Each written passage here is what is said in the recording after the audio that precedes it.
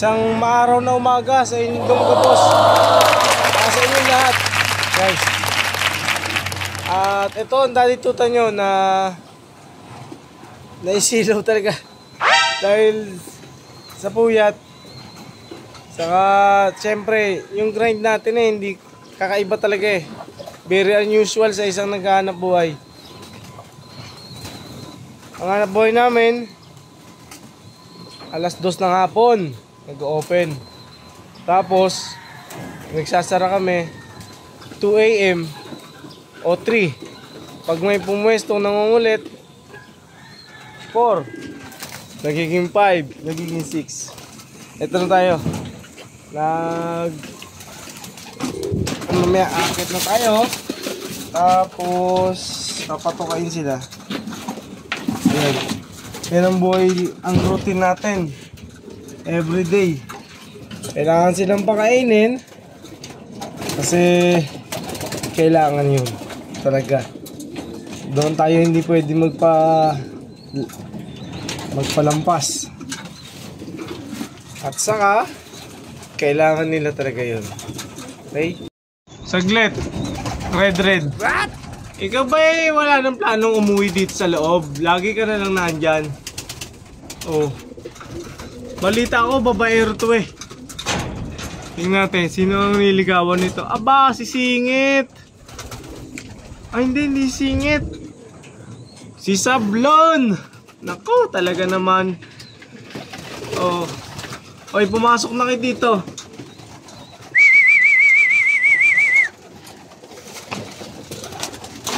Oh, ito pagkain, oh.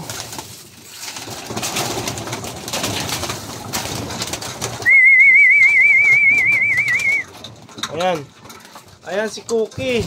Meron siyang 2 itlog. Tapos si Panot namatay. Ito yung kapatid ni Panot, anak ni Nobles saka ni Glency. Oh. Ito naman na si Hayden, ang ibon ni Boss Idol, Glenn Malinay. Shoutout sa iyo, Boss Idol.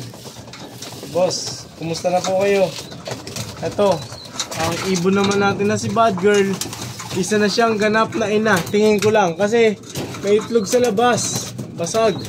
Malamang may itlog na ang Bad Girl natin. But before that, kailangan nila munang magkumuhog na kumain. Ganyan po. Tapos may dumating sa ating gift bird. Welcome kayo sa akin mga kalapatid. Ito, shoutout sa iyo, no, Boss Kobe Sarip. At salamat sa pagtitiwala mo sa pagpapalipad mo sa iyong ibon dito sa aming Tutanlop. At samantalang kailangan nilang kumain. Yan, dami na nila, pero majority po dyan nabibview na natin sa labas. Kaya yun ang good news. Yan ang good news na maganda. At samantalang ito si Glency, ang red checker natin. Ito ibon naman ni Kenzie ni Mura to na gusto ipalipad sa atin. Ayoko naman tumanggi na ang magulang niyan 6 times fully winner.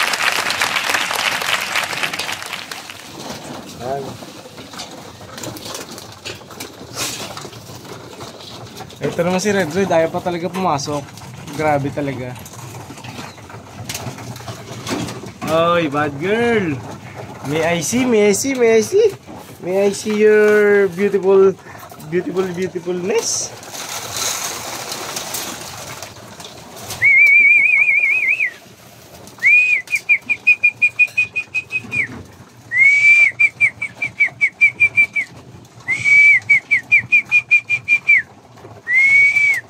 Ito na si Red Pakitaan ko na lang kaya ito ng babae. Huwag na nang patuka. Pasok! Sok! Dalawa na lang sila ni Toybot sa labas na lalaki. Tapos si Sablo nandito rin sa labas. Si Sablo naman, yun yung nilaro natin, both north and south ng ano. Ayan. Ayan. Oh. Di makaporma to yung bago natin. Di makaporma. Kasi nga, nabubuli siya eh. Oh.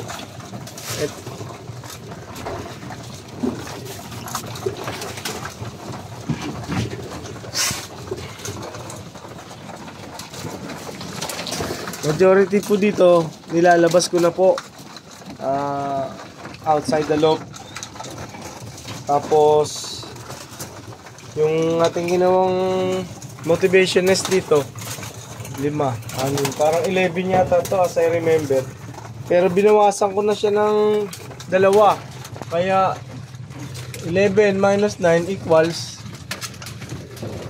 ayun, aba, ano ilan yun?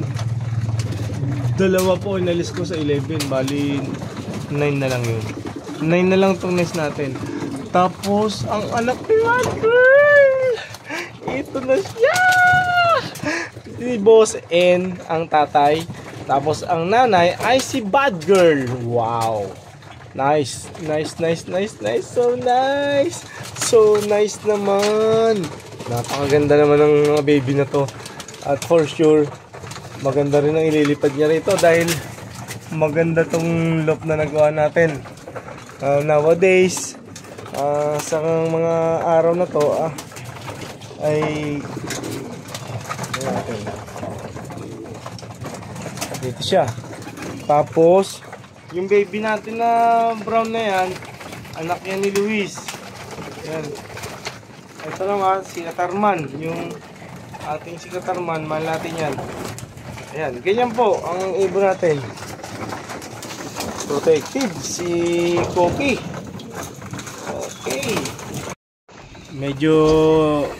Medyo sad news to. Kasi yung bigay sa atin ni Kenshi na nagre-ranging na, ay one eye cold. Ibababa ko na siya. Ayan, lumipad pa. Ibababa ko na siya kasi sa ganitong bahagi ng ng pag-iibon natin, pagka merong isang may sakit, naawa na. Walang iba yan sa isang taing na na kamatis na dadalhin pa lang sa palengke. Tapos nakita mo na samahan ng isang bulok na kamatis. Pagpunta mo ng palengke, pag remit mo ng mga bayad nila, marami nang may bulok. Walang pinag-iba yan sa samahan. Sa isang samahan, pag sinamahan mo ng bulok, tapos ka. Mahahawa yung mga mababait, mga mabubuti. Kaya hindi advisable na magsama ka pa ng mga hindi maayos sa isang samahan. Ito ang ating si Dada na nabalitaan ko, wala pa siyang love life ulit. Siya ang dating asawa siya ni Pogi, yung nawala natin sa karera. At nanay naman siya ni Dida, saka ni Dido, ni Pido. Ito naman ang ating ibon na si Wangkay. Yun, gusto ko siya magkaroon ng asawa. Gusto ko siyang magkaroon ng love life. Alin man dito sa mga brusko nating mga mga alaga. Tapos ganda nito. Ang alam ko, anak to ni saglit anak to ng saglit. Okay. Anak to ni Bad Girl sa una. Siya lang ang nakaligtas, namatay yung kapatid. Pag may thunder siya sa mata, madali siya tandaan. Ito lang natin mga ibon, May mga training box ako dyan today, saka cage, para piliin yung mga aalisin ko ulit. Para ibaba naman doon sa ginawa kong separated. Separated. Hiwalay po, Hiwalay po na kulungan para sa saksahin. Sinadya ko pong hiwalay sila ngayon para sumabay sa uso. puso hiwalayan. Tutut! Ayan, ang mga ibon natin, may nakikita na ako na ibababa ko at saka i-reserve ko doon sa baba. Ito si Wangke, iwanan ko na lang to dito kasi medyo mahal. At saka ko na lang po i-reveal ang lahi niya.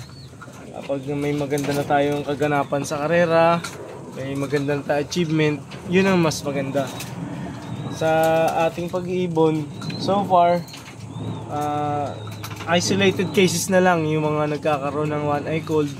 Saka yung going light parang nawala na kasi ano siya, masyado ng maganda yung binubusa sa kanila ng ng molasses. Shoutout sa iyo Boss Joseph Jimenez ng Pitong Gatang ng Tondo, Manila. At salamat sa pag-reserve mo sa akin ng another set of molasses na para sa tindahan. Thank you so much, kuya. Ingat po kayo sa biyahe kung saan man kayo napunta. At ingat po kayo, dala kayo ng tubig na extra kasi napakainit po talaga. Hindi lang po kay Boss Joseph Jimenez, lahat po tayo mga kalapatids. Lahat tayo, wala pong pinipili ang heat stroke. Walang edad po yan, walang gender. Kailangan po nating mag-ingat. Diyos ko day, OMG. Kailangan natin talagang mag-ingat para sa ating mga ibon na to. Kailangan natin ito ingatan. Okay. Itong isa na yon, checkered na yon, baka hindi ko na rin ibabayan. Naka perso ring na cut band. Saka tingnan natin kung ano pa. Si Kitira gusto ring magpakita ng video. O ayan, nagpapapansin tong si Dada sa akin Anyways, pwede na tayong bumaba. Aba, hindi pa pala. Kasi wala pa tayo sa taas ng tagumpay. Ang tao po yan. Tao po. Kasi nga, ang mga tao medyo mga pag-iisip, medyo advanced thinking, pag-iisip ng masama sa kapwa, napakapangit po nun. Tapos number 1 yung inggit. Member ng MYOBS, Mind Your Own Business Syndrome. Napakahirap po noon na kakaingitan nyo yung mga taong nagpupuyat. Samantalang yung kapitbahay namin, ang sarap na, prente na sa aircon, prente na sa pagtulog. Nagagawa pang maingit. Bakit ganon? Samantalang kami, ni Mami Tutan, gaanap buhay kami sa paraan na alam namin. Hindi mabibili produkto namin kapag bukas sila.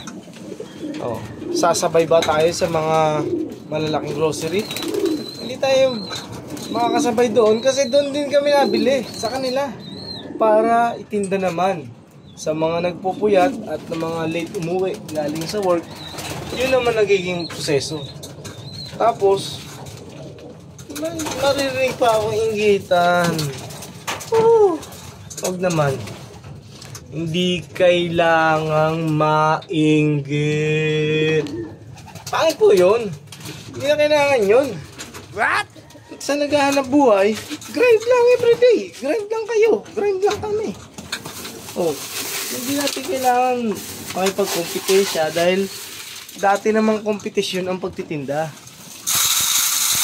Ayan, dinagdagan ko pa kayo. Ayan. Bababa muna ako doon sa pang-norte natin na kulungan. Ito naman guys, ang ating kulungan dito. I-open loop ko po to today. Kasi parang na-stress na sila dahil sobrang nilang tagal dito. Na-stress na sila. Kailangan siguro muna sila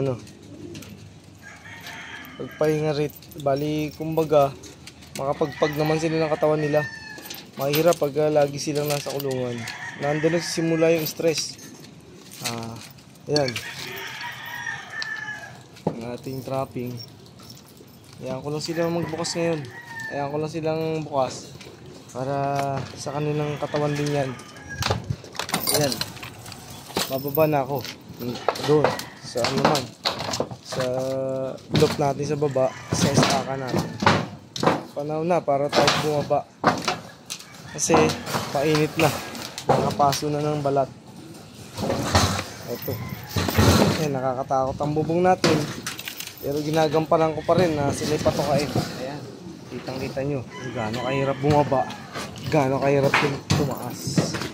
Ay, yung mga tao nagmamataas, huwag naman. Ganyan lang ang buhay. Unawain nyo ang mga tao na may taglay na England, Inglaterra, saka Integra. Tama na yan. Hanap buhay na lang tayo. At mangarap tayo ng mangarap kasi libre lang yan. Siyempre, kailangan natin ang grind. Everyday. Everyday yun. Everyday and night. Ganyan kami ka hindi magpuyat. Ha? Laban lang sa buhay. At promise, makikita nyo yung resulta. Ang kamay na to, ayan o. Puro kalyo. Nahihiya na yung susunod na kalyo, saan papatong, saan pupunta. Kasi nga, sobrang dami ng ginagawa ni Daddy Tutan sa hanap buhay, sa araw-araw. Nangulik tao kalakal pag may pagkakataon. Namimili ako sa mga border ng mga sirang appliances. Oh, nagka-tricycle ako pag may pagkakataon ulit. Akong delivery, naka-charge sa pick-up ng ano, ng mga hanap buhay natin. Ganun. Ganun talaga kailangan. Grind lang. And arigato gozaimasu. Minasang, kyoskite. Ingat po talaga tayo. Sa inyo po lahat, good morning po. Ako po, napakainit po. Napakainit talaga. Shoutout po sa kay Daddy Shark ng Nagano. Genki desu ka? Mansang. Daddy Tutan. Miss you. Aita kote. Arigato. Festival. You gave us something for our fiesta. Thank you so much. Kuya Takuro from Nagano, Japan. Arigato.